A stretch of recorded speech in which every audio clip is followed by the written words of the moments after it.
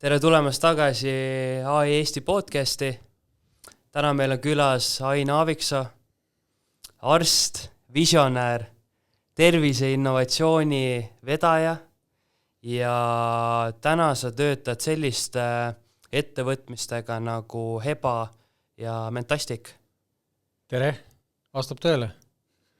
Räägi natukene, kuidas su tänane päev välja näeb ja kommenteeri seda, et kuidas su enda tervis täna on? Minu enda tervis, tänan küsimast, päris hea, et konkreetselt eile selles samas Heba kliinikus, kus ma arendusjuht olen ja mida minu enda abikaasa Evelin veab ja on asutanud, tuli uus see velotrenažöör, ja siis ma pidin testima seda, et kuidas töötab.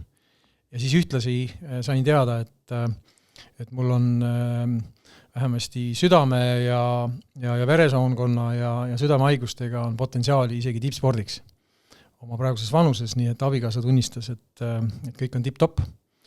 Andmed olid korras? Andmed olid korras, nii et võib panna edasi veel kõvasti. Ja selles mõttes eks ma natukene aeg-ajalt mõtlengi, et mina alustasin ettevõtlusega ja ettevõtmistega ajal, kui sellist mõistet nagu startup keegi ei teadnud. Ja siis täna ma ka ikkagi elan sellist startuperi elu. Ja ongi nii, et ärkad hommikul üles, oled hästi optimistlik, kõik on hästi ja siis päeva jooksul läheb 7 asja läheb pekki ja siis õhtul mõtled, et on seda siis nüüd vaja, et saaks ju ka lihtsamini. Aga siis jälle räägid mõne kas kolleegiga või loed kusagilt midagi, et tegelikult see, mida Mentastic vaimse heaolu arendamiseks teeb või see, mida tehisintellekt võimaldab teha, et siis see jätkuvalt inspireerib, nii et kokkuvõttes nii ongi, et päevad on ikkagi ettevõtjale omaselt 14-16 tundi ja põhimõtteliselt ei ole muutunud midagi vanusest kusagil 25-30, kui ka võib-olla küsis keegi, et ei, naine küsiski, et miks sa, või ka lapsed, et miks sa nii palju tööd teed, et peaks nagu hobidega ka tegelema, siis ma ütlesin, et ma ei tee vahet seal. Nii et mul on hobi kogu aeg. Väga hea. Kuna sul see taust on nii kirju olnud ja ma tean, et sa oled tegus mees, siis ma tahtsingi küsida, et kas selle tempo kõrval tervis peab vastu. Aga saime vastuse kätte ja ma natukene siis vihjeks kuulajatele tooksin mingid teemad, millest täna meil võiks juttu tulla. Sulle ka hea vihje sellepärast, et ma ei ole küsimusi ette andnud, et kodutööd Ainil ei olnud, nii et tal on ka väike üllatus, millest me üldse räägime. Aga esimene teema, mis mind ennast võib-olla kõige rohkem huvitab, on see andmete teema, millest sa oled siin aastaid juba rääkinud.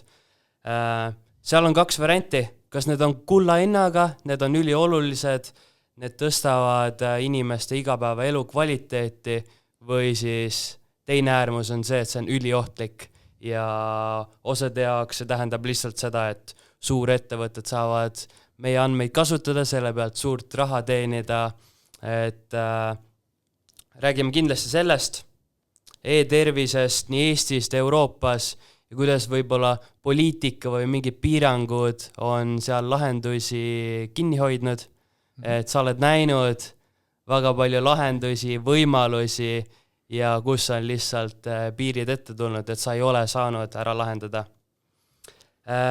Plokiahel tervises, räägime põgusalt sellest, et ma tean, et vaktsiini ajastul, kui meil tuli siin COVID-aeg, siis teil oli siin paar lahendust laual, kus te kasutasite seda. Ja mis on kõige tähtsam küsimus on see, et kui me seda AI-tehnoloogiat kasutame, siis kui kaua inimene varsti elada saab, kas me saame eluiga 100 aasta võrra tõsta või mitte? Põnev, no nii. Väga hea, aga alustame võib-olla sellest, et kuidas sa üldse meditsiini jõudsid? Sul on tervise taust, sa oled arsti õppinud, et räägi majast tagasi. Okei. Isa füüsik, ema muusik. Ja selles mõttes niisugust tõuget, et mõni konkreetselt esivanem oleks olnud eeskujuks, ei olnud. Küll aga oli tõesti selline seik, et ma ei tea, miks kusagil 5, 6, 7 aastaselt, ega selles vanuses palju sa neid ameteid ikka tead.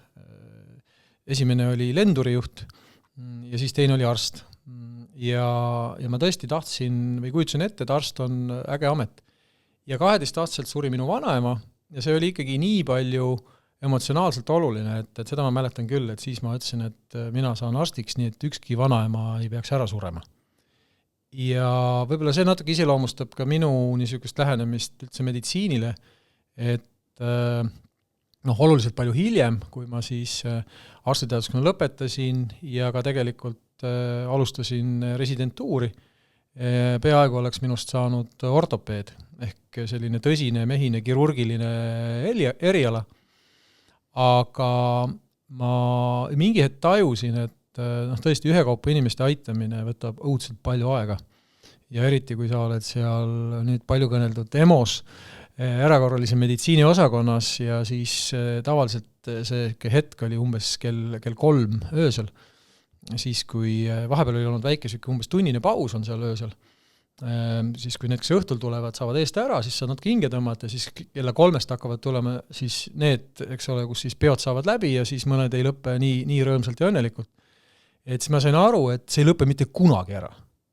Nagu reaalselt, ükskõik mida sa räägid või teed, ikkagi jäävad need inimesed sinna tulema ja siis see tundus natuke lootusetu ja sa vihjasid juba sellele, et andmed tervishoius väga sageli tähendavad ka sellist niisugust rahvatervist või seda, et sa vaatad nagu suurema hulga inimest, populatsiooni tervist ja proovid sealt aru saada, et mida siis on võimalik teha, et inimeste käitumine, mis ta siis ühekaupa, vaid võib-olla hulgakaupa muutuks.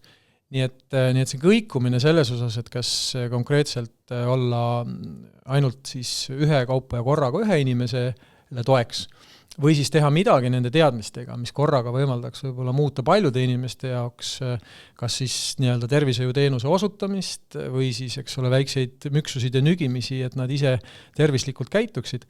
Et see mõte on olnud nagu kogu aeg. Nii et meditsiini ma jõudsin küll väga isikliku sellise emotsiooni ajal ja minu käest, kui nüüd keegi küsib, et kas ma kahetsen, et ma täna ei ole tegevarst, viimati ma kandsin valget kitlit ja tegin operatsioone aastal 2004, siis ei ma ei kahetse, et see valu ja vaev arstiks saamine on tõesti üsna tõsist pingutust nõuda, et see ei ole läinud tühja, et nii need teadmised, ma reaalselt igapäevaselt kasutan neid, kui on mõned sellised oskused, mille peal võib-olla arstid ise ei mõtlegi, aga näiteks võime teha suhteliselt siiski alati puuduliku info olukorras otsus. Et arst, kes võtab päevas 20 patsienti vastu, inimene vaatab talle silma, ütleb, doktor, mis me teeme? Ja sul peab olema see otsus sellel hetkel, et sa ei saa kuidagi sellist poliitiku moodi põiklevaid ümmargusi vastuseid veeretada seal. Ja siis tuleb järgmine inimene 15 minuti pärast, sa pead jälle otsuse tegema. Et see, et sa oled võimeline tegema otsuseid ja ikkagi ka suhteliselt suure kaaluga, see oskus on elus mujal ka väga kasulik. Et sellepärast on paljud arstid ka hiljem olnud, olgu nad äris või poliitikas tegelikult edukad. Ja siis siiski ka tänases töös, ma võib-olla selle tehnoloogiani jõuame natuke hiljem, teadmine sellest, kuidas arstid mõtlevad, kuidas nad töötavad, on igal juhul kasulik. Nii et ma ilmselt nüüd juba meditsiinist enam väga kaugele kuhugi ei lähe, aga jah, litsentsi mul inimesi ravida ei ole. Peale seda, kui sa inimesi nii-öelda individuaalselt siis aitasid, mis oli see esimene samm sinna rahva tervise suunas? Mis see töökoht oli ja kuidas? Ja see oli hästi konkreetne, et see oli eelmise sajandi lõpp, paljude inimeste jaoks kõlabki niimoodi siis, kui meie ei ole veel sündinud. Ja ma ei häbene öelda, et ma olen ikkagi eelmise sajandi inimene ja tänaseks päevaks ma püüan õppida hoolega noorematelt asju, mis on tõesti sellest sajandit pärit, aga jah, see selline pööre või vähemasti teekond sinna algas eelmise sajandi lõpus, ortopeedia ja vigastustega tegelemine siis oli see põhjus võib-olla, miks, ma ei mäletagi, kas minu poole pöörduti või ma kuidagi puutusin inimestega kokku, igal juhul Sotsiaalministeeriumis oli vaja niisugune asi luua nagu traumaregister.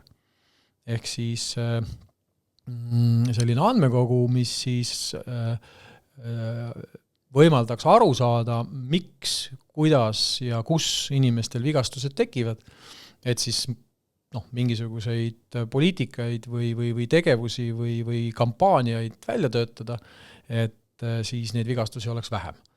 Ja näiteks, kas te teate, milline on kõige sagedasem koht, mis on kõige ohtlikum koht, kus inimesel vigastused tekivad? Kodu. Enamus vigastusi tekivad kodus. Nii et ütleme, selle registri siis projektijuht olin ma 3 aastat. Tulemuseks oli see, et noore inimesena esitasin siis oma tulemused, vaatasin, mida Põhjamaades tehakse, tegin väiksed ettepanekud, õppisin seda, et kui siis riigis midagi tegema peaks hakkama, et kuidas siis, mis see maksab ja kust andmed tulevad, kes kogub ja nii edasi. Ja siis ütles toonane ülemas mulle, et Ain, et see on sul väga hea töö, et tõesti, et võiks koolipoisi mõttes panna 5 ja puha. Kui vana sa siis olid? 2001, see on siis 27. Ja ütles, et aga me ei tee seda registrit. Et mul on sul teine ettepanek, tule hakka rahvatervise osakonda juhatama. See oli siis see koht, kus ma läksin päris siis ikkagi nagu täisajaga riigiametisse esimest korda ja ma proovisin sellel ajal ikkagi paralleelselt teha edasi veel ka residentuuri ja siis ühel hetkel ma sain aru, et ükskõik mida mina teen, ma teen seda hästi suure sellise kire ja põlemisega ja nagu hobi korras kirurgi juurde ma ise ei läheks ja ma arvan, et keegi teine ka ei tahaks minna.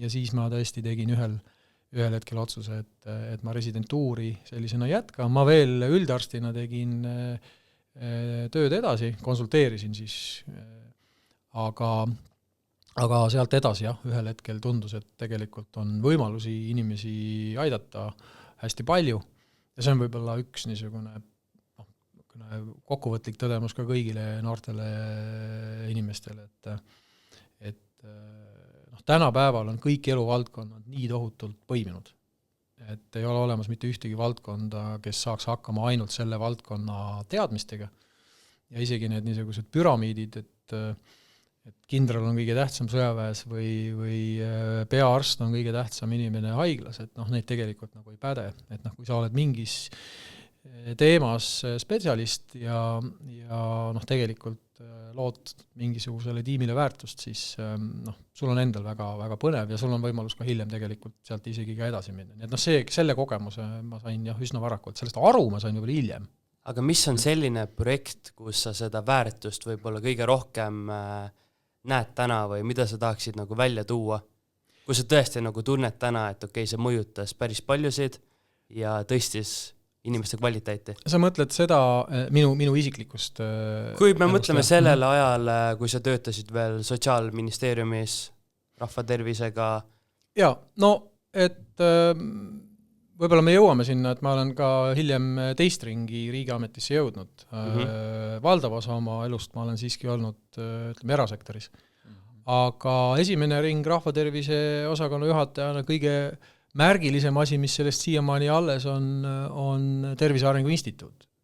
Et Tervise Arengu Instituudi loomine sellisel kujul, seal oli enne seda erinevalt väiksemad asutused ja siis nende liitmine kokku selliseks terviklikuks ühelt poolt teadusarendusasutuseks ja siis teiselt poolt, kes teeb koolitusi ja kolmandaks, kes siis analüüsib ja siis tänaseks päevaks tõesti ka juba võib-olla 10 aastat hiljem sai sinna juurde hästi mugavasti panna näiteks ka tänane siis selle personaalmeditsiini arendamine. Ehk et mina olen muuhulgas võib-olla ka ütleme siis erand või ma näen riigi rolli hoopis teistsugusena kui suur osa inimesi, kes mulle tundub ka riigis töötavad, et seal tundub, et reeglite tegemine ja seaduste ja määruste loomine on see, mis siis määrab ära, kas sa oled hea või mitte.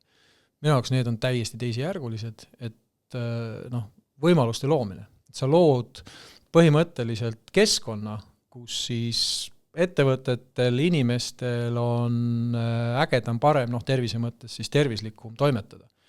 Ja kui selle jaoks on vaja mingisugust määrust või seadust teha, et siis tuleb seda teha.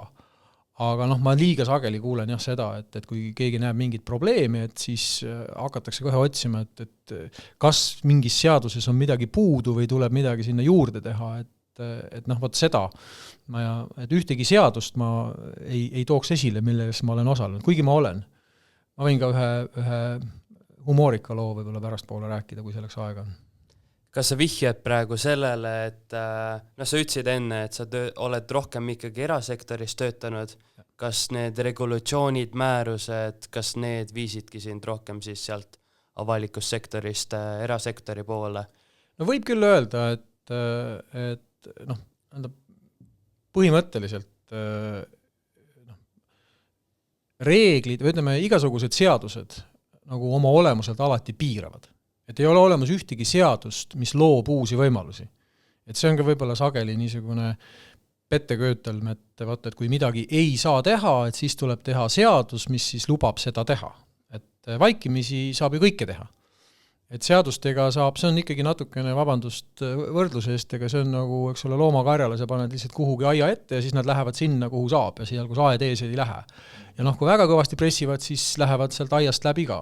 Nii et selles mõttes on küll nii, jah, et enamasti ma olen lihtsalt liiga kärsitu riigisektori jaoks. Et kui mulle tundub, et ma kulutan 80% ajast sellele, et selgitada, miks midagi võiks või peaks tegema, ja 20% ajast läheb siis tõesti mingite asjade tegemisele, et siis ma saan aru, et ma olen vales kohas ja nii palju mul on elus õnne olnud, et ma saan omale valida.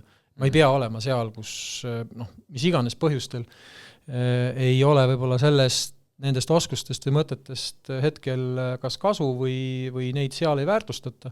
Ma arvan, et igal inimesel maailmas on koht ja lihtsalt kui selles konkreetses kohas, kus ta parasjagu on, ei saa ennast teostada, siis tuleb lihtsalt minna kuskile mujale.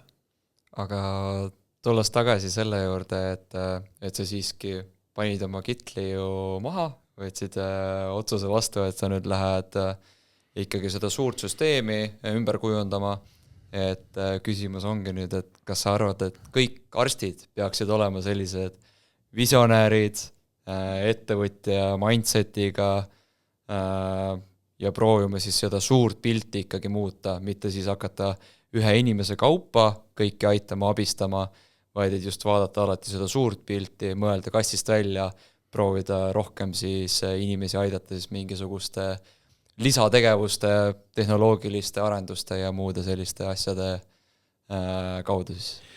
No maailm oleks jube igav paik, kui kõik inimesed oleksid ühtemoodi, nii et mulle meeldib olla endast targemate ja võib-olla ka teistsuguste inimestega koos isiklikult ka, ehk et kõige rumalam ruumis, eks ju? Jaa, päriselt siiralt. Kui sa isegi seda sama ühte remarki sinu küsimust nagu kokku pannes, et ma läksin õppima Ühendriikidesse tegelikult pärast seda, kui ma olin juba praktiseerinud rahvatervise juhatamist, eks ma sain aru küll, et jah, lugemisoskus oli olemas, analüüsivõime ka, aga mida jällegi kooliharidus annab, jällegi noorematele inimestele öeldes, et tänapäeval saab tegelikult kõik teadmised kätte ilma selleta, et sa koolis käiksid, aga mugava inimesena, mida mina olen ja suur osa teisi ka, hea kool annab sulle lihtsalt niisuguse nagu mingisuguse süstemaatilise, loogilise komplekti. Et muidu tuleb ise vaeva näha ja otsustada, et kui palju pühendada aega ühele, kui palju teisele, ja siis tuleb kõige olulisem asi, et ikkagi need teised inimesed, kellega sa seal koos oled. ja noh, minul oli tõepoolest võimalus, mul oli stipendium, oli võimalus valida siis, kas ma lähen Londonisse või ma lähen Ühendriikidesse, Harvardisse. Ja ma valisin Harvardi Ühendriigid väga konkreetsel põhjusel, kuna rahvatervises selline kvantitatiivne ehk just nimelt andmetel ja numbritel põhinev lähenemine on Ühendriikides kindlasti palju arenenum. Et kui te lähete kuhugi konverentsile ja näete, mõni tervisevaldkonna inimene kõneleb, siis vaadake, et kas tema slaididel on niisugused bullet pointid või on seal graafikud. Siis te saate aru, kas see inimene tuleb vastavalt Euroopast või Ameerikast. Et Ameerikas ikkagi selles mõttes on see niisugune andmete ja kvantitatiivne oma otsuste põhjendamine kultuuriliselt palju olulisem. Meil räägitakse narratiividest ja võib-olla ka olulisestest asjadest ja minu jaoks sedavõrd, et ma kindlasti teadsin, et olen Euroopasse tagasi, et mulle see niisugune mingis mõttes ikkagi ka niisugune nagu mõnusalt korraldatud elu, tänaseks me oleme aru saanud, et sellel on kõigil oma hind, aga see on võib-olla teise podcasti teema, aga põhimõtteliselt mulle see meeldis ja meeldib siiamaani. Küll aga jah, mulle meeldiski mõte sellest, et ma saan oskused ja võib-olla siis ka uued tuttavad üle ilma ja lõpetuseks tõesti Harvardi 1,5 aastat andis mulle selle kogemuse, et väga heas ülikoolis sa reaalselt, sa jalutad koridoris ühest otsast teise ja kui see teise otsa jõuad, sa oled targem. Et seda elus on ka võimalik, ma tean, et on Eestis ettevõtteid näiteks, kus on täpselt samamoodi, ka minul on olnud võin töötada näiteks Guardtime nimelises ettevõttes, mis oli puhtalt ka nii-öelda teadusarendusele püsti pandud ja see on ka see koht, et sa lihtsalt lähed mingisse tuppa või kohvinurgas räägid kellegagi 5 minutit ja sa oled targem. Sul on lihtsalt mingisugune uus mõte või uus teadmine, et see on jube äge tunne. Et see oli see põhjus või see koht, kus ma sain aru, et niisuguste uute mõtete omandamine ja arutamine on kõigepealt mulle huvitav ja vot siis ka see teadmine, et kui sa siis selle realiseerid niimoodi, et ma ei tea, terve haiglasüsteem või minu poolest terve riik, ma olen nõustanud hiljem ka, ma ei tea, apteegikette, et sul on võimalik mingisuguse sellises valdkonnas tõepoolest siis mõjutada nii, et kõik inimesed, kes sellest haiglasüsteemi tulevad, kõik inimesed, kes sellest apteegiketist ravimit ostavad või mingisugust täiendavat nõustamist saavad, et nende jaoks on midagi läinud paremaks. Ma tahtsin küsida, et kui sa USA-s olid ära õppinud, kas sa võtsid sealt mingid probleemid kaasa, mida hakkasid sa pärast siis siin Euroopas lahendama? Ma vist ei ütleks, et ma võtsin kaasa probleemid, kuigi mõned probleemid tulid kaasa.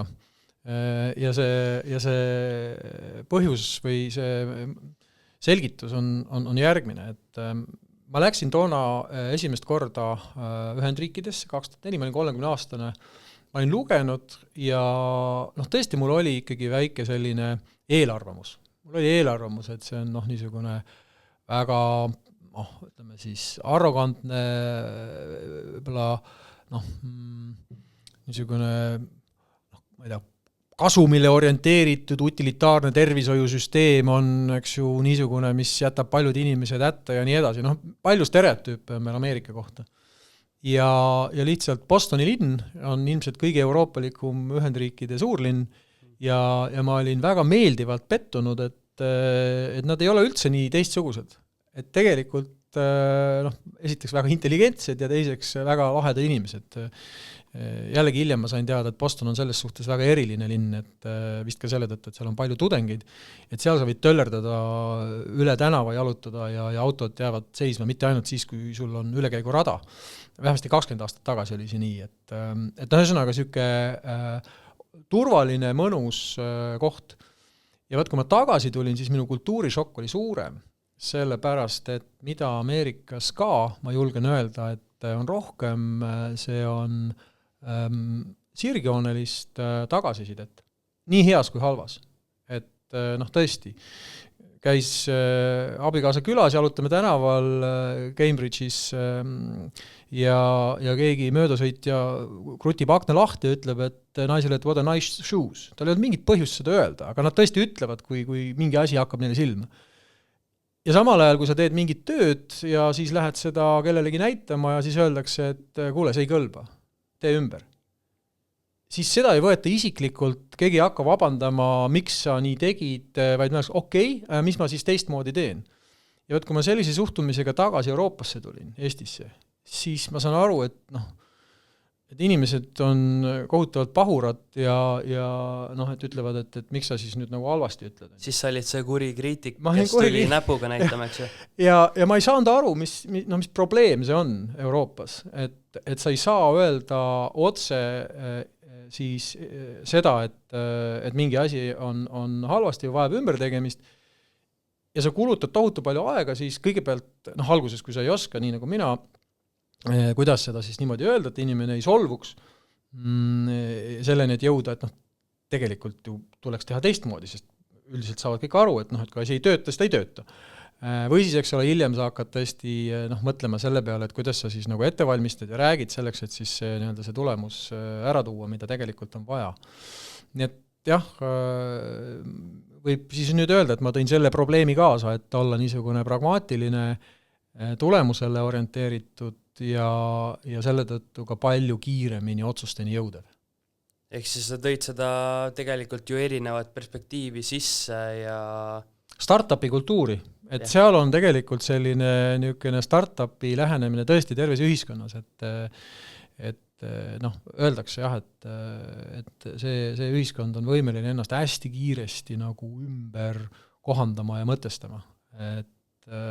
Ja seda on võib-olla siin meil vanas Euroopas natuke vähe, et kui olud muutuvad, et siis ei ole mõtet nagu viriseda, vaid siis tuleb lihtsalt mõelda, et kuidas siis nüüd saab. Kui me räägime startupis, siis mis on startupi eesmärk? Eesmärk on leida probleem, lahendada see ära ja kui see on hea lahendus, probleem on aktuaalne, siis on mõlemal osapool hästi see, kes lõi, saab suure tõenäosusega väga edukaks ja see, kes seda probleemi siis, kellel probleem ära lahendati, tal on elu lihtsam, eks. Et kui me räägime nendest tehnoloogilistest, ütleme, muudatustest, siis mis sina oled meie tervishoiusüsteemis siis väga palju ellu viinud. Kuidas arstid suhtuvad sellesse? Kas nad suhtuvad pigem siis positiivselt, negatiivselt, kuidas nemad sellesse tehnoloogiasse suhtuvad? Arstide ühine omadus tõepoolest on see, et nad on siiski keskmisest intellektuaalselt võimekamad ja samas on seal väga palju erinevaid inimesi. Nii et on üht ja teistsuguseid. Ma vist pealt 10 aasta, nüüd viimased mõned aastad ei ole Tartu Ülikooli arstiteaduskonnas enam õpetanud, võib-olla kunagi lähen tagasi. Ma lugesin neile seal innovatsiooni kursust ja ma lõpetasin selle, ma esimest aastat, kui ma seda ütlesin, siis ma sain aru, et ma ehmatasin nad ikkagi täiesti ära, aga ma ütlesin neile seda, et arstid on järele jäänud inimestest vähemasti tsiviilelus praktiliselt viimased, kellele sõna otseses mõttes on antud inglise keeldena license to kill. Ehk et põhimõtteliselt on ühiskond aktsepteerinud, et arst teeb otsuse ja see võib mitte õnnestuda. Ja et see on tohutu usaldus. Ja sellest arusaamine, et see ei ole niisugune, ma ei tea, jumalast antud iseenesest võetav, et see peaks tegema inimesed hästi alandlikuks ja võib-olla seda on natukene võib-olla vähe ja siis tulebki juurde sinna see tehnoloogia, et kui muidu, ütleme, tehnoloogia saaks aidata siis, kui võtta suhtuda sellesse nii, et mitte ainult see, mida mina teen arstina, ei ole tähtis, vaid et kõik vahendid, mis aitavad mul teha oma tööd paremini, et see on nagu põhimõtteliselt hea. Ja tänapäeval, ja juba tegelikult ikkagi 10-15 aastat tagasi arutelud selle üle siin see sissejuhatus, et mõned peavad andmete kasutamist ohtlikuks ja et mis võib nagu valesti minna, siis tegelikult läheb meditsiinis ka arstidel väga palju valesti. 10 aastat tagasi ühes uuringus näidati, et 50% kõikidest ravimeetoditest, mida Haigekassa toonase nimega kinni maksis, puudus tegelikult tõenduspõhine siis otsus. Nad olid traditsiooniliselt ja ajalooliselt olnud kasutusel ja valdavalt nad toimisidki. Aga ma arvan, et see selline taju selle kohta, et üks arst isiklikult on nüüd kõige tähtsam. Et see on vaikselt hakanud muutuma ja ta ei alanud siis mitte tehnoloogiast, vaid sellest, et tänapäeval ongi, ravi on meeskonnatöö, kirurgias on see eriti selge, et kui anestesioloog inimest magama ei pane, siis kirurg oma tööd teha ei saa, vanemate inimeste puhul tuleb sisse veel ka kardioloog, südamearst, kes ütleb, kas sellele inimesele, kas ta elab selle üle, ja siis tegelikult ütleme, ortopeedia valdkonnas näiteks tuleb sinna väga sageli sisse ka füsioterapeut, kes küünarliigese probleemi puhul 80-70% tulemusest määrab see hilisem taastusravi, mitte see kirurgitöö. Et pisitasa, eks ole, arusaamine sellest, et selle konkreetse arsti töö, kelle kuklas on ikkagi niisugune väike jumalatunne, on siiski võimalik ainult siis, kui need muud tükid sellest süsteemist on ka olemas.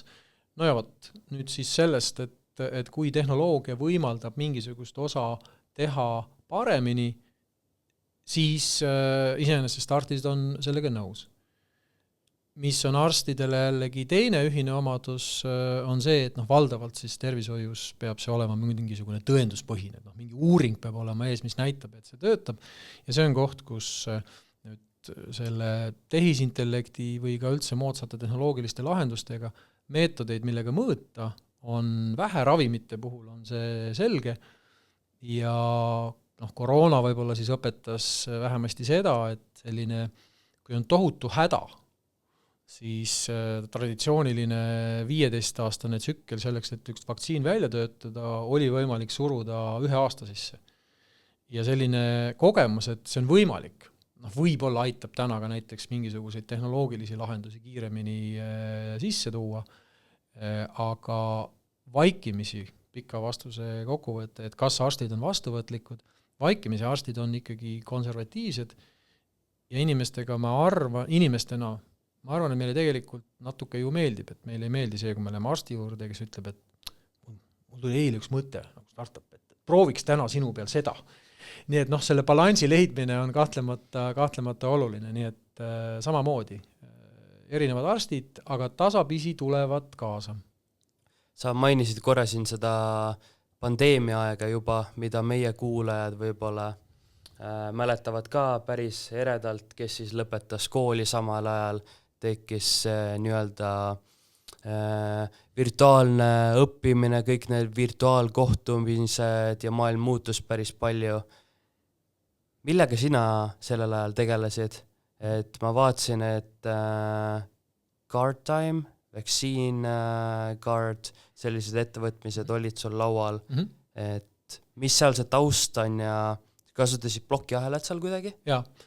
Card Time on Eesti ettevõte, kes on siis tõesti väga pikalt tegelenud plokiahelaga, aga võib-olla veel eripärana siis, et meil on olnud alguses meie Eesti oma plokiahel, tehnoloogilised inimesed mõned vaidlevad, kas see päris esimene versioon, millega Card Time tegeles 100% on võrreldav Bitcoiniga, aga vahet pole.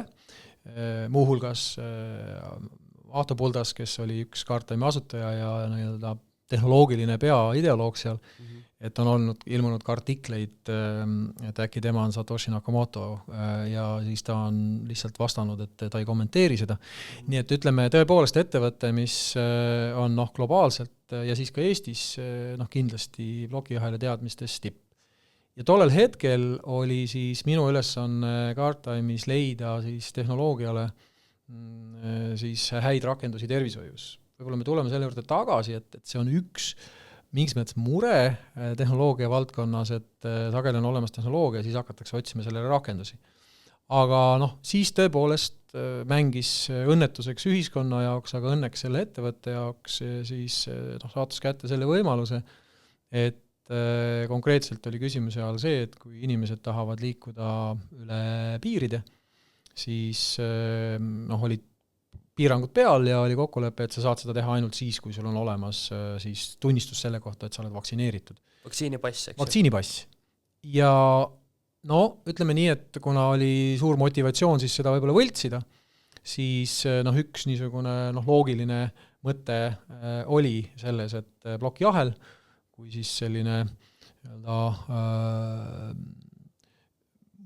mingisuguste andmete muutmatust tõendav lahendus võiks selleks sobida. Ja võib-olla teine... Kas õnnestus teil?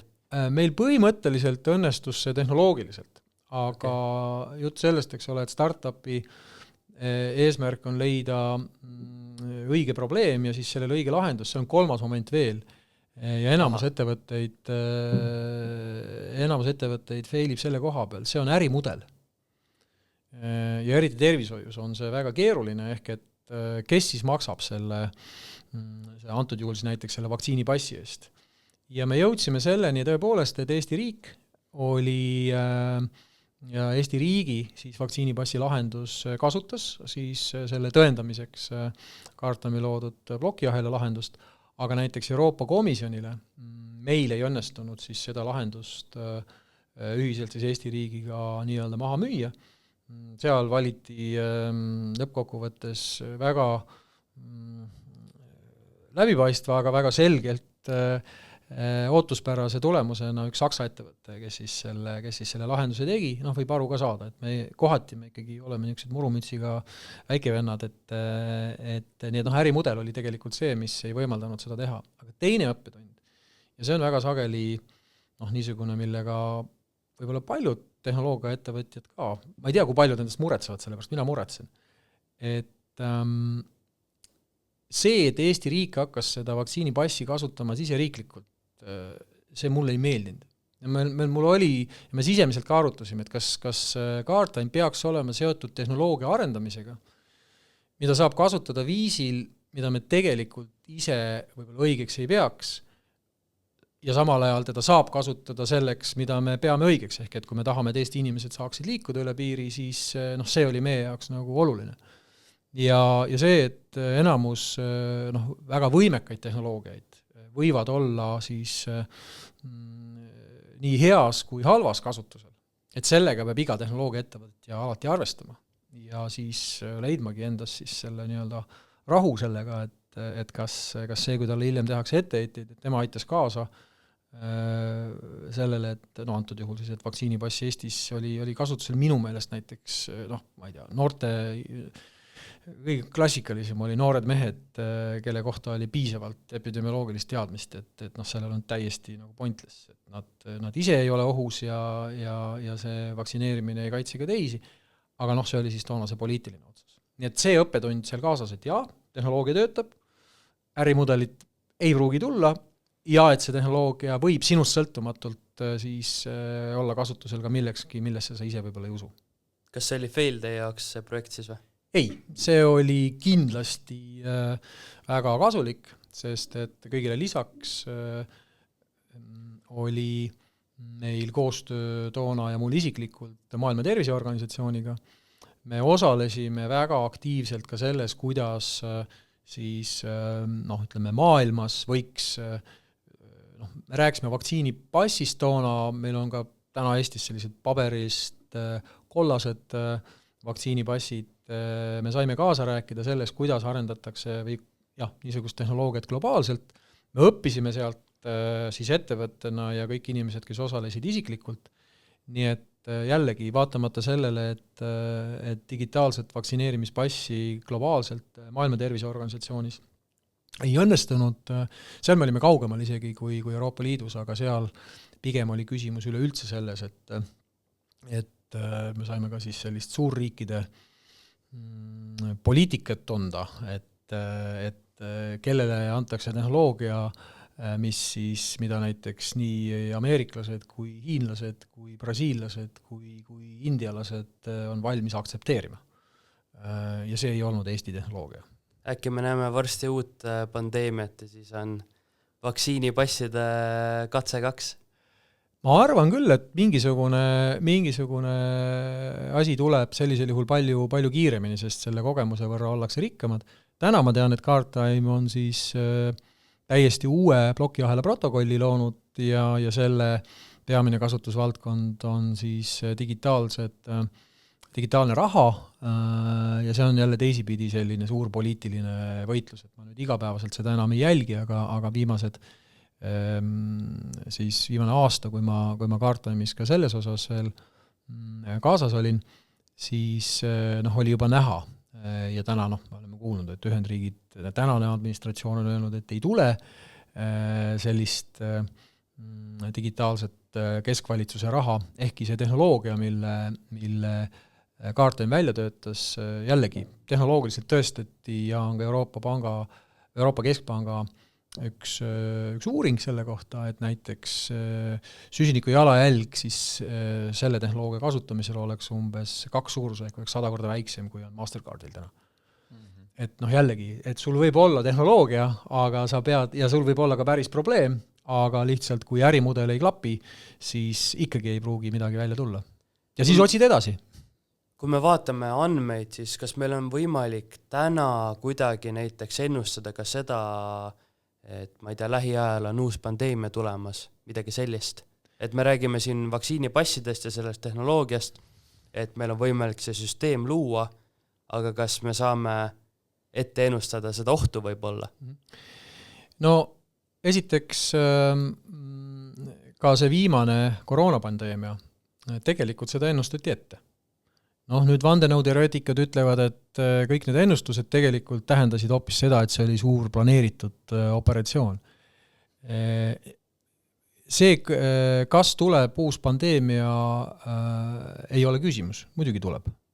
Küsimus on, millal ta tuleb. Ja nüüd see on natukene ikkagi nagu maavärinatega. Et need on tõenäosuslikud ja ütleme siis hästi lihtsalt öelduna sellistes keerukates, põimitud inglise keeli komplekssetes süsteemides piisab ühe parameetri väga väikesest muudatusest selleks, et kogu süsteem siis käitub teistmoodi ja pandeemiatega on täpselt samamoodi. Et see sama tagantjärele mingisugune turuintsident seal Hiinas, kui sellele oleks võib-olla saanud nädalaga näpu peale, et siis ei oleks tollel hetkel sealt seda toimunud. See, et ta kuskilt mingil hetkel laborist võib-olla välja läks, võib ka olla õige, aga võib-olla siis väike meditsiini rubriik siia vahele, et nakkushaiguste puhul õpetati meid omal ajal, tuberkuloos on hea näide, et sul peab olema mitu tegurit peavad kokku sattuma. Et sul peab olema tuberkuloosibakter, mis meil ikkagi natuke Eestis riikleb ringi, siis sul peab olema inimene, kes on natukene vastuvõtlikum kui teised, vanasti oligi muldpõrandad ja niiske ja keskkond ja inimesed olid siis kunstnikud, eks ole, olid kehva toitumusega. Ja kui need 3 asja satuvad kokku, siis juhtub asi. Ja neid tegureid tavaliselt on rohkem. Ja kui kas või ühte nendest ei ole, siis sul võib olla see tekitaja ja tegelikult seda sündmust ei juhtu. Nii et mida ütleme tänapäeva siis andmed siiski võimaldavad, on oluliselt varem saada näpp peale, ehk täiesti reaalselt enamikus riikides, ma ei tea, kui hästi täna see Eestis töötab, aga Ühendriikides kindlasti nakkushaiguste seire põhineb Google'i otsingumootoril. Et see on palju kiiremini Google'i otsingumootoris, nüüd varsti ei ole teada, eks ole, et tuleb ChatGPT käest küsida, aga põhimõtteliselt nohuköha märksõnad, mida inimesed otsima hakkavad, reageerib kiiremini kui näiteks Terviseameti labor. Et see esimene reageerib sul sisuliselt tundidega ja teiseks läheb vähemasti 2-3-4 päeva aega. Hiinlased on selle koha peal juba tegelikult ilmselt võib-olla selles mõttes ees. Et andmetega saab seda selles mõttes siis ütleme nii, et kui ta hakkab tekkima, et siis peaks saama tegelikult näpu peale varem. Nüüd epideemia mõttes tekib küsimus, et kui selle peatamiseks on vaja mingisuguseid poliitilisi samme astuda, on vaja piirama hakata midagi, et siis kas on olemas otsustajatel see julgus. Nii et siis ei ole see enam mitte meditsiiniline või andmete küsimus, siis on see, et kas piltlikult öeldes, et kui on teada, et ühes linnas on see, et kas siis see linn pannakse kinni, mõnes riigis saab seda lihtsasti teha, meie riigis näiteks tõenäoliselt oleks see väga keeruline. Nii et sinu jutust ma saan pigem aru, et sa oled selle poolt, et see pigem ei olnud planeeritud, kui me räägime koroonast. Mul ei ole selleks piisavalt andmeid, et see oleks planeeritud, esiteks, teiseks tõenäosus, et see ei olnud planeeritud, on palju suurem. Ehk et võimalusi, et niisugune asi tekib selles mõttes nii-öelda siis juhuste kokkulangemisena, on lihtsalt nii palju rohkem. Et niisuguse asja planeerimine on erakordselt keeruline.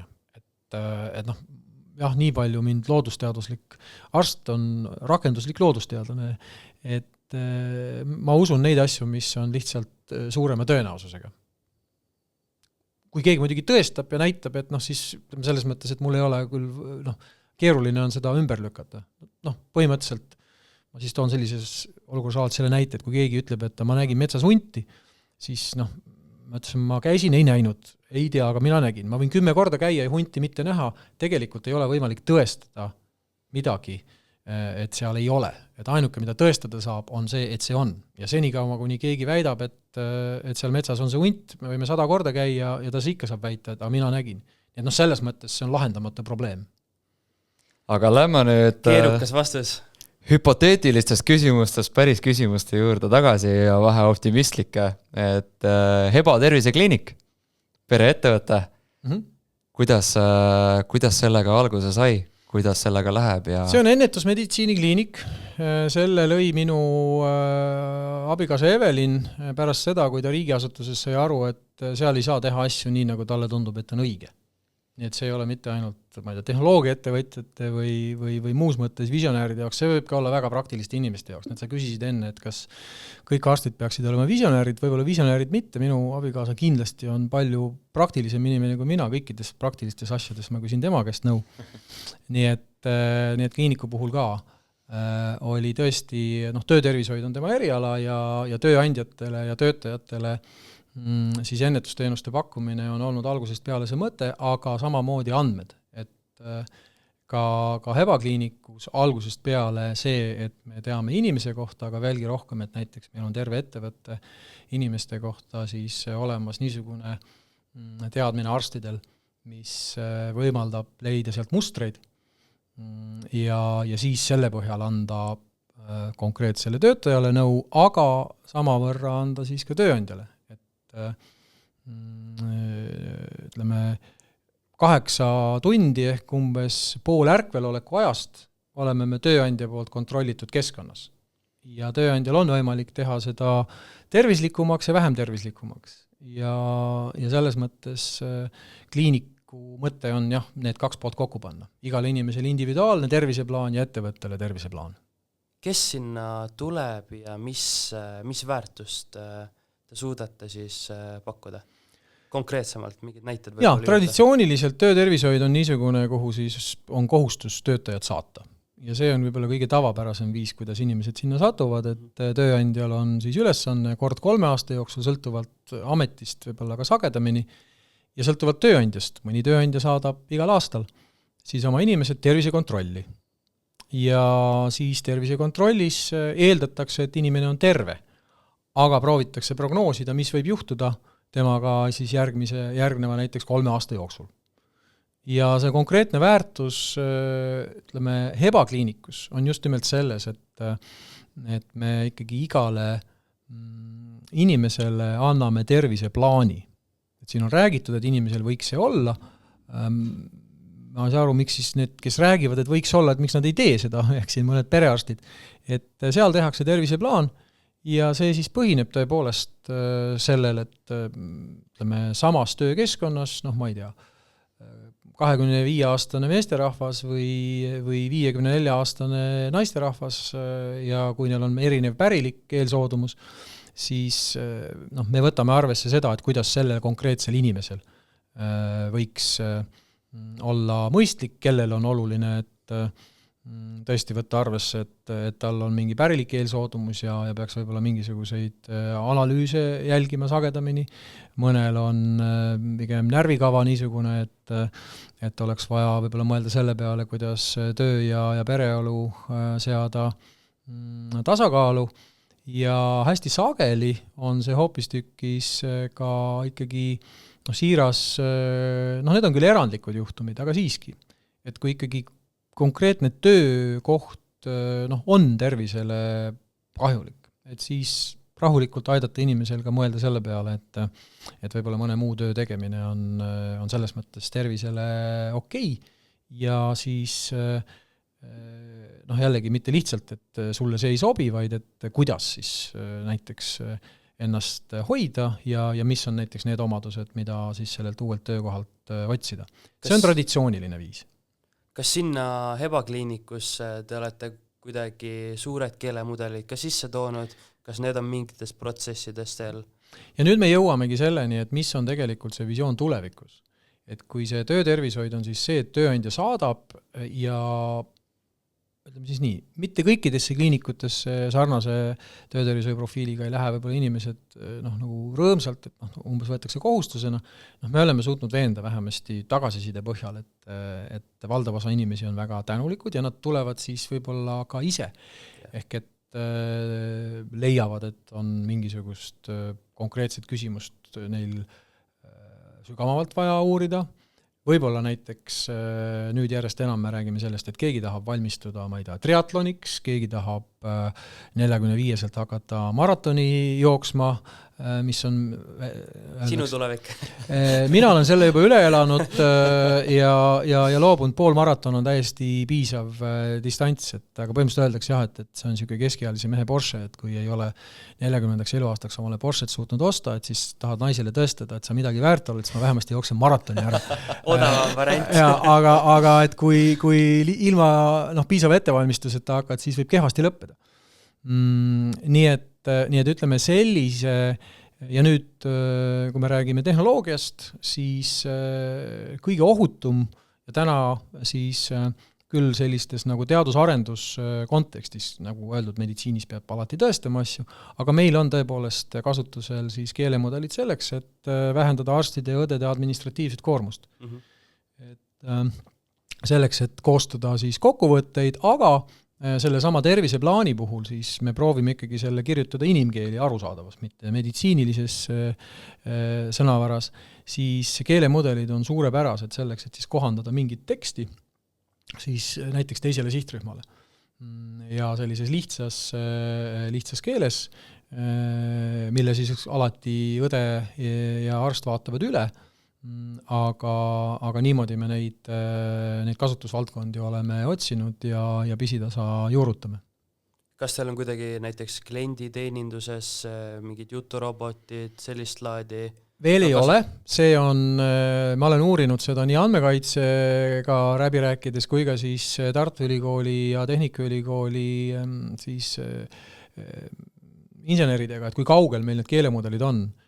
Et siin tuleb meie eesti keele õnnetus välja. Ühendriikides täna juunis 2025 ma julgen öelda, et see on praktiliselt, ütleme, aasta küsimus, kui see on täiesti rutiin. Et olen ise proovinud inglisekeelne speech to text rakendus täna on nagu suurepärane. Ja see kindlasti tuleb ja ütleme, me oleme mõelnud seda, et võib-olla lähemal ajal vähemasti proovida siis selles mõttes eksperimentaarselt, ehk et need inimesed, kes soovivad, et me pakume neile võimaluse siis enne visiiti. Siis mingisugune, eks ole, mingitele küsimustele vastata, mingisugused oma mured ära rääkida, siis tõesti juturobotiga ja siis, kui ta tuleb visiidile, et siis saab need temaga koos üle käia ja siis näha, et kas tal on näiteks rohkem aega tema jaoks või siis saab keskenduda mingitele küsimustele, mis on juba eelnevalt läbi analüüsitud. Et niisugune ütleme nagu kasutuslugu on meil välja mõeldud ja me peame siis selle juurutama nii juriidiliselt kui ka siis tehnoloogiliselt mõistlikult, aga see on kindlasti kuude küsimus. Ja ütleme 40% arstide ja õdede ajast, kordan uuesti, 40% on administratiivne töö. Et milles on AI väga hea. Ja see on see koht, kus see ei ole ju koht, kus AI nüüd asendab selle arsti vastupidi, eks ole, et arstil peaks jääma rohkem aega kas siis inimese probleemi üle nii-öelda mõtlemiseks või siis ka temaga vestlemiseks, sõltuvalt sellest, kuhu ta siis selle aja paneb, aga fakt on see, et arstide ja õdede puudus kindlasti suures osas peaks saama leevendust sellest. Ehk siis jällegi tõestus tegelikult selle kohta, et AI ei asenda inimest, vaid ta pigem aitab siis inimestel vabastada aega, et see aeg läheks tegelikult palju väärtuslikumale tööle, eks. Ja see on jah klassikaline häda ja tervishoius seda tehakse eriti sageli, sest et seal just nimelt see mõte, et et AI või tehisintellekt, mulle meeldib vist eestikeelne sõna, sellepärast ma kasutan, aga et TI tuleb ja nüüd teeb arstitööd. Kui te mäletate, ma ei tea, kes mäletab, eks ole, Skype'i. Kindlasti te ei mäleta esimesi aastaid, kus Skype'il olid suured vaidlused Eestis igal pool maailmas, et sellest, et ta ei ole telefon. Miks ta ei ole telefon, temaga ei saanud helistada siis hädaabinumbrile, kuna seal on teatud tehnoloogilised piirangud, mida on vaja teha.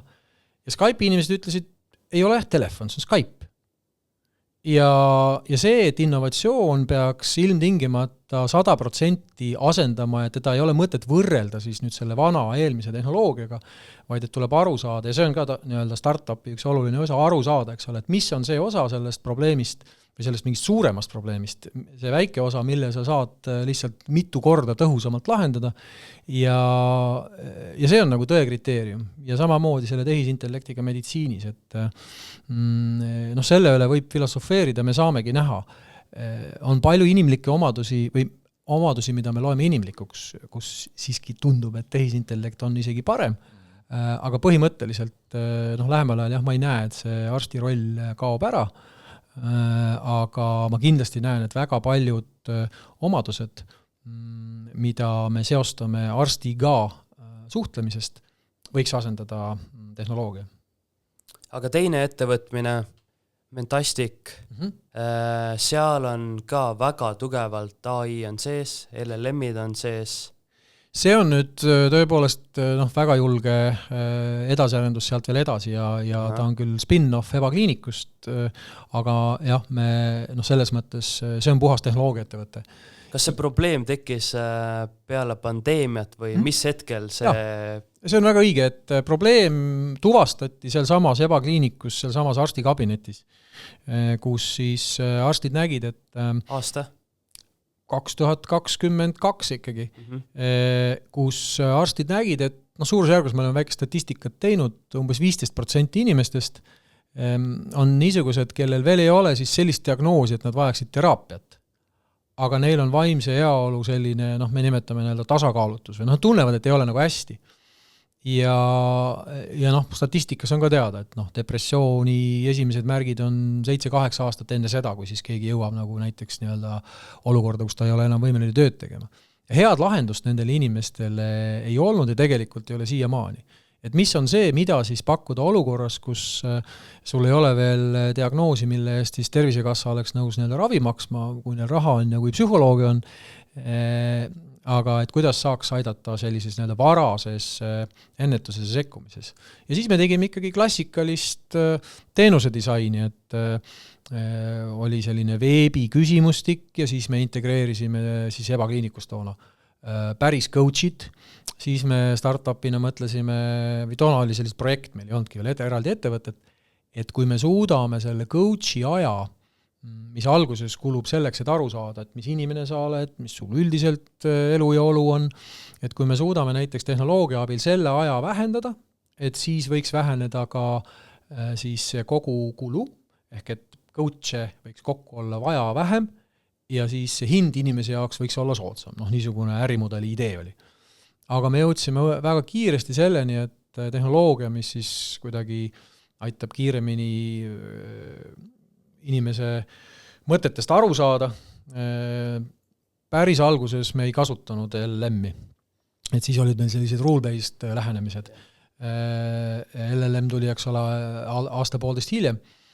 Et me saime aru, et kui me proovime tehnoloogiliselt seda otsa lahendada ja siis proovime teha platvormi kõikide coachidega, siis me tegelikult peame 2 toodet arendama.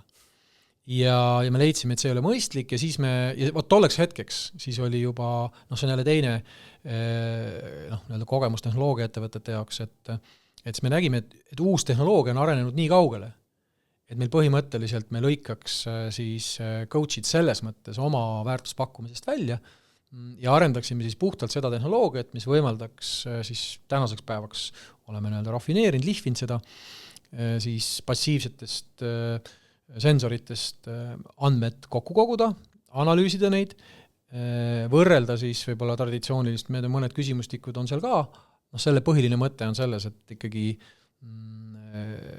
psühholoogiline teadmine põhineb mingit nendel testidel, aga idee poolest, kui me oleme ära kalibreerinud, et selle inimese ma tunnen ennast hästi, vastab niisugustele südamelöögi variatsioonile ja hingamise sagedusele ja unesagedusele, et siis edaspidi saab seda mõõta passiivselt ja siis panna see kokku kas siis mingisuguste seadmetega, millega oma aju mõõta või mõjutada, on erinevad valguslahendused, meditatsiooni äpid ja lahendused ja tegelikult nüüd jõudsid coach'id meie juurde tagasi, et me aitame mõõta siis seda, mis inimesele mõjub konkreetselt siis lühikese ajaga, aga kõige olulisem, mida me siis täna arendame, on võimekus prognoosida. Nii nagu prognoosida siis pandeemiaid, samamoodi prognoosida siis selle konkreetse inimese järgmist 2 nädalat ja 3 kuud. Ja see kõik tõepoolest algas just nimelt sellest, et oli päris probleem, aga ütleme ärimudeli ja tehnoloogia leidmine on siis tõesti see, mis on võtnud aega ja aktiivsemalt siis eelmise aasta suvest, kui me saime ka siis ettevõtluse innovatsiooni sihtasutuselt siis ka grandi 2 miljonit, mis siis võimaldab tegelikult seda tehnoloogia arendust täna teha. Kas siis inimene julgeb suhelda rohkem siis AI-ga kui psühholoogiga või on see praegult ikka vastupidi? Sõltub inimesest, et jällegi natukene, ma proovin lihtsalt, aga teadmine on olemas, et seda on uuritud. Näiteks inimesed, kellel on kaaluprobleemid, eelistavad suhelda chatbotiga. Üks Jaapani uuring oli selle kohta. Mentaalse tervise teemadel. Ja, et kui neil on nagu kaaluprobleemid ja siis sellega seoses ka mingi alaväärsuskompleks või ütleme, täiesti depressioon või ärevus, mingid söömisprobleemid tulevad sinna juurde, et siis selles mõttes seda on teinekord lihtsam tunnistada ja arutada, eks ole, kellegagi, kellest sa tead, et ta ei hakka sind kuidagimoodi, ma ei tea, hindama. Aga isegi ühe sama inimese puhul ma arvan, et see kogemus usalduse võitmiseks ei ole either or, vaid et õigel hetkel siis õige vahend. Nii et alles siin, nüüd on neid kirjatükki juba palju, et me siiski salaja kõik oleme, ma arvan, või vähemasti suur osa inimesi on ilmselt ikkagi proovinud GPT-ga käest küsida, aga võib-olla iseenda tervise või meeleolu kohta asju ja ta annab päris mõistlikke vastuseid. Probleem, millega siis meie mentastikus tegeleme, on see, et 2 asja, just nimelt, et kuidas see mälu hoida, kuidas luua arusaamine, et see iga kord ei hakka otsast peale selle juturobotiga rääkima, ehk siis ta peab koguma sinu kohta ajalooliselt siis mingisuguse hulga andmeid ja kus sa need andmeid hoiad. Et need muutuvad ühel hetkel väga-väga delikaatseks ja me teame, et tõepoolest on tehnoloogiaettevõtteid, kes TikTok on vedetavalt siis kõige kaugemale jõudnud sellega, et tema oma algoritmiga suudab päris kenasti lahti muukida selle, mis inimesele meeldib ja siis seda kasutada oma huvides. Meie niisugune missioon on see, et anda igale inimesele iseendale parim võimalik teadmine sellest, mis teda mõjutab. Ja siis ta saab juba ise otsustada ja lõppkokkuvõttes miks mitte lasta sellest samast mentastiku algoritmist tulevikus läbi ka nii, et kui keegi sulle mingit müügipakkumist teeb siis või mis iganes ettepanekut sulle teeb, et siis see agent, kes töötab sinu huvides, on siis võimeline läbi hammustama, et kas see võiks sulle olla kasulik või tegelikult üritab keegi sind anneks tõmmata. Aga jah, et hetkel, kui kaugel me oleme, näiteks see, et sa võiksid oma Spotify või õhtul Netflixi filmi valida siis selle järgi, et ma ei tea, et täna on tahaks midagi head. Vot, et siis Mentastic võiks olla see, kes oskab öelda, mis see on, mida sa ei oska alati sõnadessegi panna, mis tavaliselt on selles olukorras sul nagu selle hea tunde tekitanud.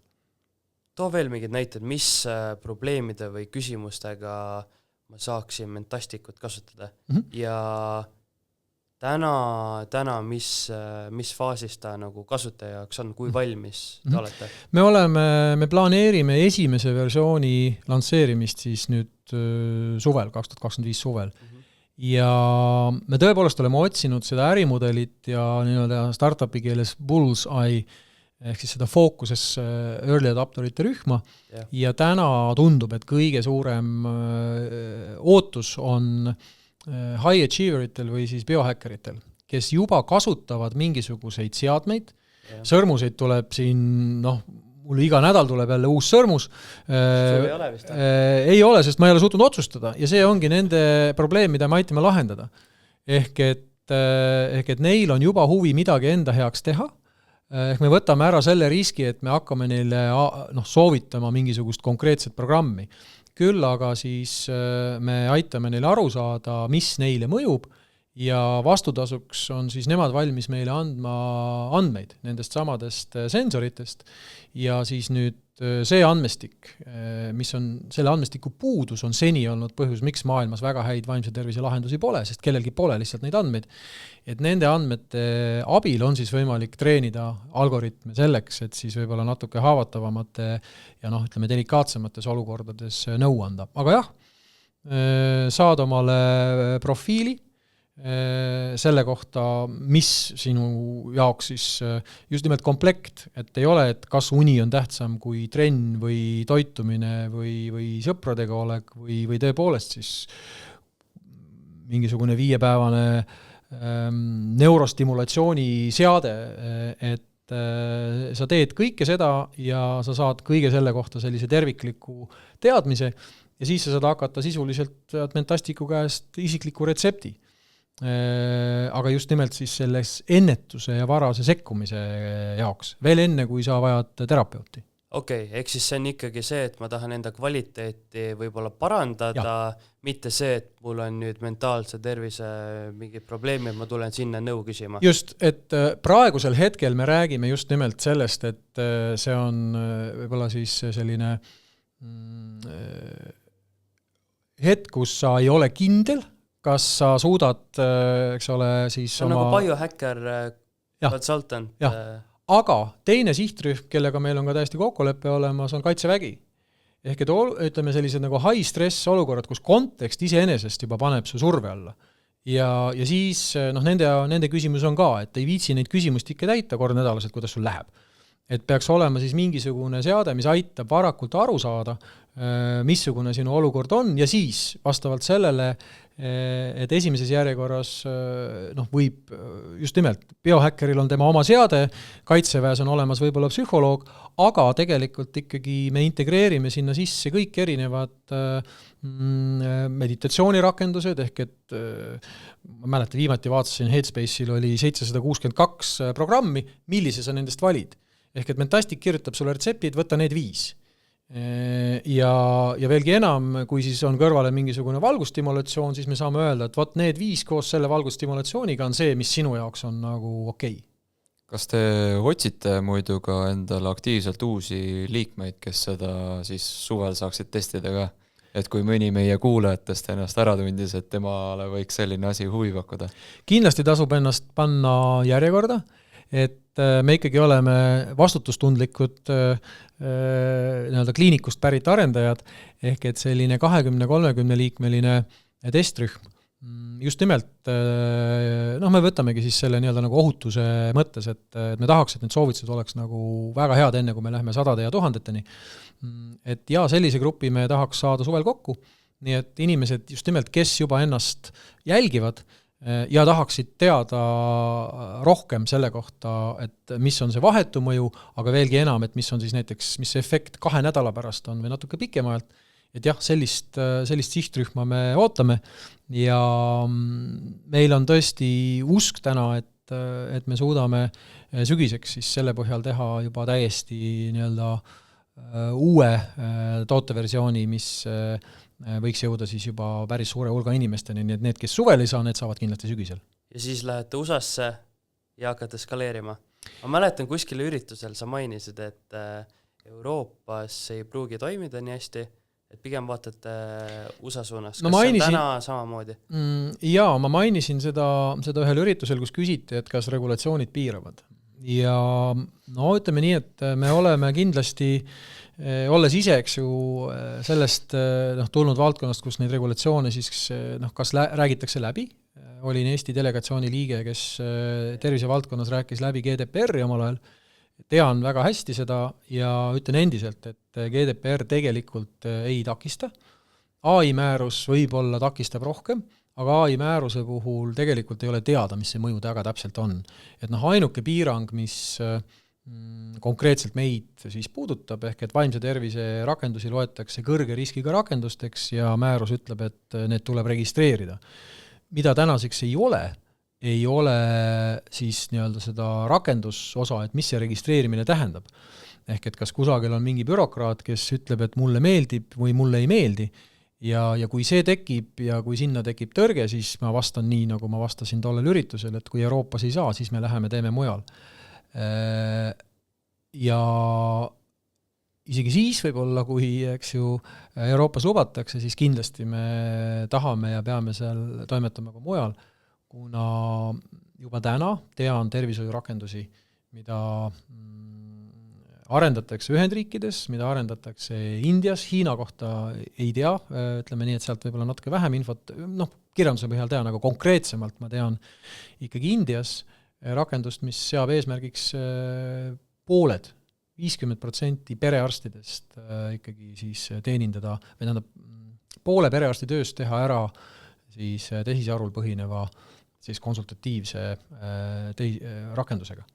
Ja see ei ole päriselt võimatu. Et, ja võt nüüd selliseid rakendusi kindlasti Euroopas täna ei lubataks teha.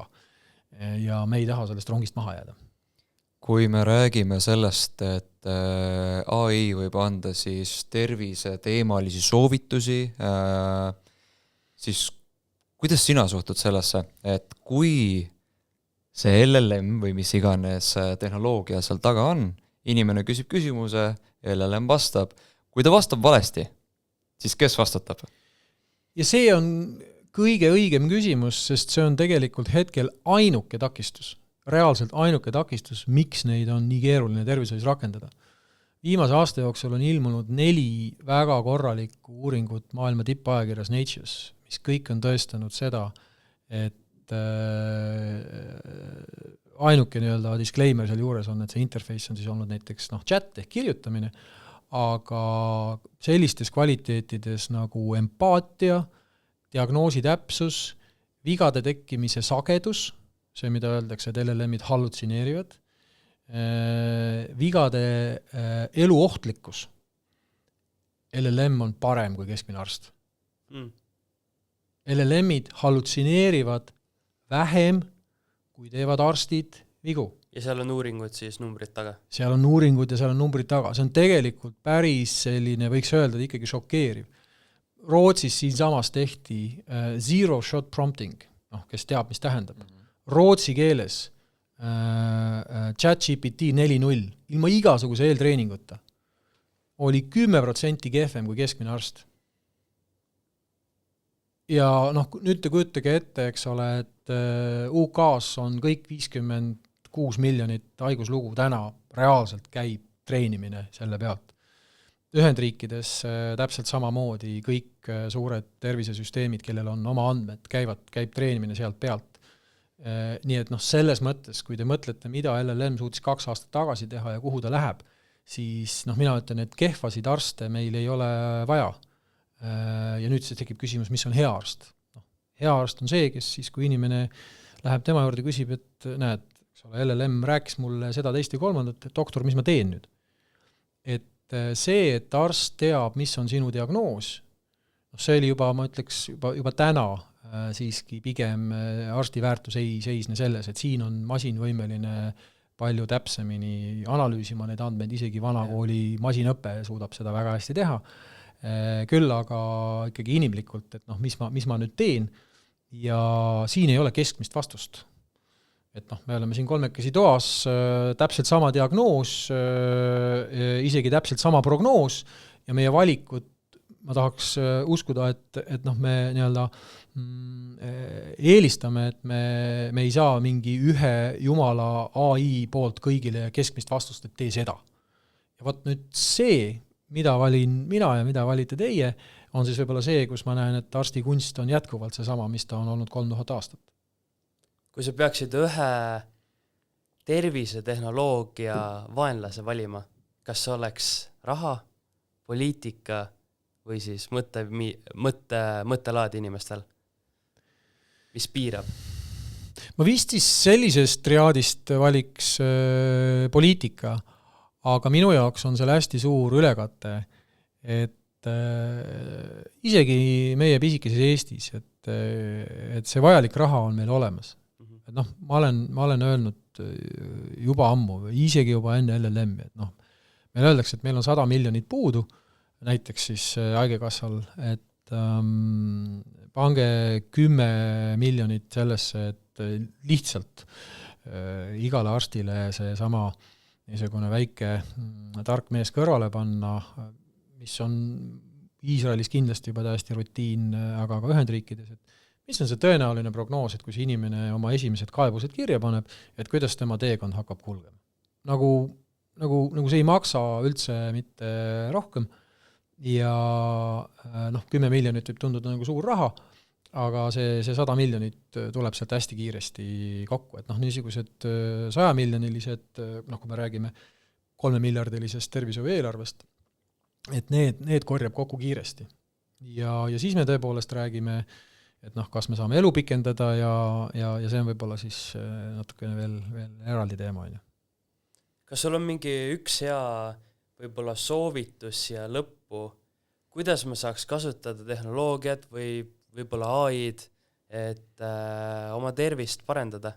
On sul mingi hea nipp, mida sa ise võib-olla kasutad, mis on täna nagu päris okeil tasemel ja aitaks? Koguge tõepoolest ikkagi enda kohta andmeid, vaadake ise ja noh, endiselt mõni oskab natuke rohkem, mõnikord tekitab küsimusi, aga põhimõtteliselt mina, kui ma käin Stravaga jooksmas, vaatan, eks ole, mis ta mulle ütleb, vaatan neid kellaga mõõdetud uneandmeid hommikul, ka laborianalüüse ja võt siis nüüd ühel hetkel ja kindlasti varsti on siis võimalik, et need erinevad andmed saab panna kokku. Ja see on see koht, kus toimub ikkagi nagu tohutu muudatus, et üksiku verenäitaja või üksiku pulsisageduse muutus reeglina ei suuda ette ennustada midagi väga suurt. Aga paljude erinevate näitajate üheaegne muutus on see, mida siis moodne suur arvutusvõimekus võimaldab teha, andmete kokkukogumise võimekus võimaldab teha ja selles mõttes sealt tuleb see niisugune ennetuse tõesti hüpe, nii et probleemid, mis meid võiksid tabada 80-aastaselt, on 40-aastaselt võimalik avastada.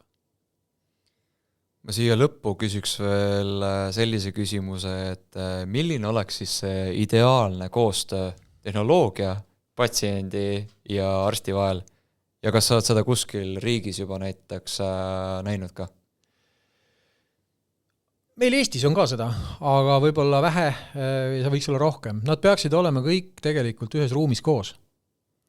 Et kui, ma ei tea, perearstid arendavad omale mingit infosüsteemi, mis aitaks siis perearstide ja patsientide vahelist suhtlust parandada, siis seda ei tohiks arendada ilma nende inimesteta.